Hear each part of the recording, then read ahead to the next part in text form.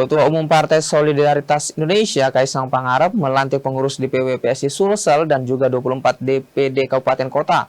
Ketum PSI pun memberikan target tinggi pada pengurus yang baru dilantik untuk memenangkan PSI di Sulawesi Selatan. Ketua Umum Partai Solidaritas Indonesia, Kaisang Pangarep, resmi melantik pengurus PSI Sulsel dan 24 kabupaten kota. Pelantikan digelar di salah satu hotel di Makassar.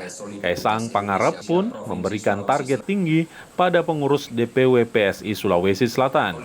Mereka diminta memenangkan PSI di Sulawesi Selatan di pemilu 2029. Permintaan saya cuma pengen satu. Saya pengen PSI menjadi pemenang di Sulawesi Selatan.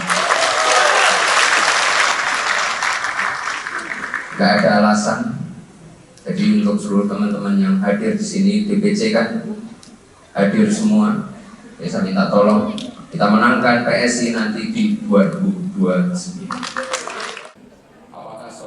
Dengan pelantikan ini, DPW PSI Sulawesi Selatan kini dipimpin Muammar Gandhi Rusdi yang merupakan anak Rusdi Massa, salah satu politisi asal Sulsel.